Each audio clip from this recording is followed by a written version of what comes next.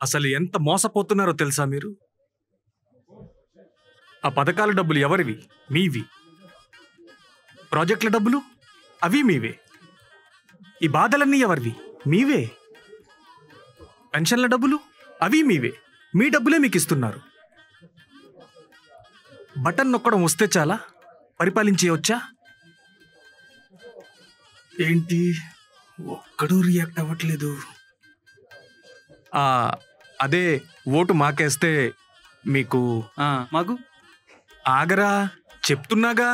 మీకు ఏమ్మా ఏం చెప్పాలో తెలియట్లేదా? రారా రా. ఏంటిది?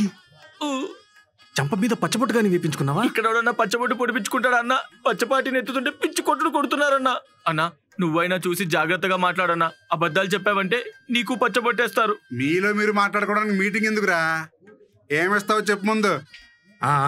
ఆగాగు, ఇప్పుడు చూడన్న తడక. మీకేం సమస్యలున్నాయో చెప్పండి, అవి తీర్చేస్తా. మాకేం లేవు. ఏదో ఒకటి ఉంటుందిగా. అన్న అన్ని ఇచ్చాడు.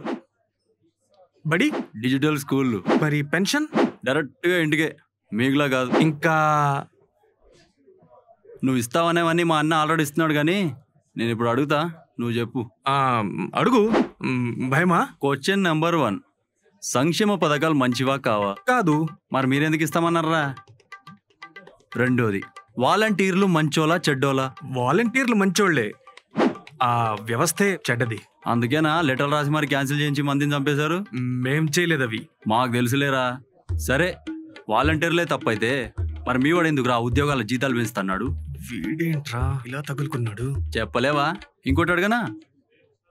నువ్వు ఉండరా, నేను అడుగుతాను. పాప అతను భయపడుతున్నాడు. నాకేం భయం లేదు, ఎవరైనా అడగొచ్చు. అబ్బా సరే సార్, ఇప్పుడు భ్రమరావతిలో ల్యాండ్లు మీ వాళ్ళకి ఎందుకు అమ్ముకున్నారు? మా అన్న చెప్తే ఎందుకు ఉడుక్కుంటున్నారు? మేమేం అమ్ముకోలేదు. పోనీ పత్రాలు తెప్పించి చూద్దామా? ఎవడంత రియల్ ఎస్టేట్ స్కామ్ చేశాడో తెలిసిపోద్ది. వద్దులే. ఇందాకేదో అన్నావు బటన్ నొక్కడం గురించి. ముసల్ది కూడా నొక్కుతుంది బటన్, మరి సీఎం ఎందుకు? ఓహో, అదేమైనా ఫోన్ బటన్ అనుకుంటున్నావా? ఎవడ పడితే నొక్కడానికి. సరే, మీ అన్న డీబీటీ స్కీముల కింద పెట్టిన పెద్ద సైంటిస్ట్ కదా, మరి నువ్వు అదే బటన్ నొక్కలేదే? అంటే చెప్పలేవు, మాకు తెలుసు. అదేదో బటన్ నొక్కడం కాదు, మా బతుకులు బాగు చేయడానికి, మా పిల్లలు చదువుకోవడానికి, మా ముసలు మందులు కొనుక్కోవడానికి నొక్కే బటన్ రాదు. ఆ బటన్ నొక్కాలంటే జనాల్ని పట్టించుకుందాం, వాళ్ళకి ఏదైనా చేద్దామనే ఆలోచన ఉండాలి, మంచి మనసు ఉండాలి. అవేమి మీకు తెలీదు, చేసే చిత్తశుద్ధి లేదు. ఇది కాదు, ఇంకేమైనా అడుగు. సరే కానీ పొత్తులపేట ఆ పార్టీని ఒంగోబెట్టారు కదా, ఎందుకు?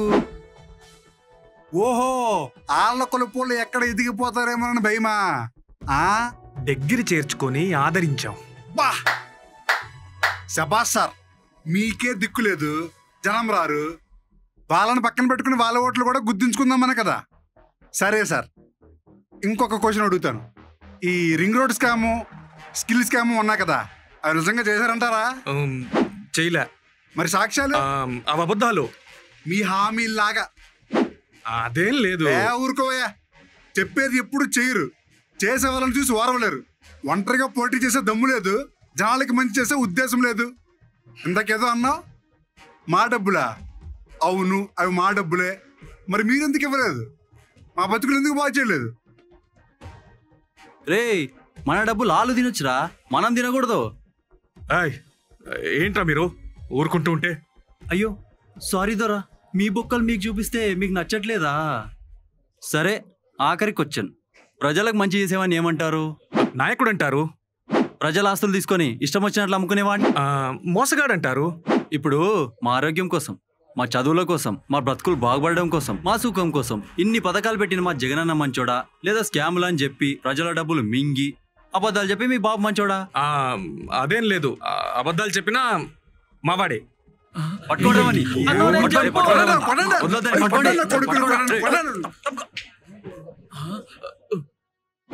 అన్నా చెప్పాను, ఈయన లేదు. దూల తీరిందా? ఆపు బాబు నాటకం, జగనే మా నమ్మకం.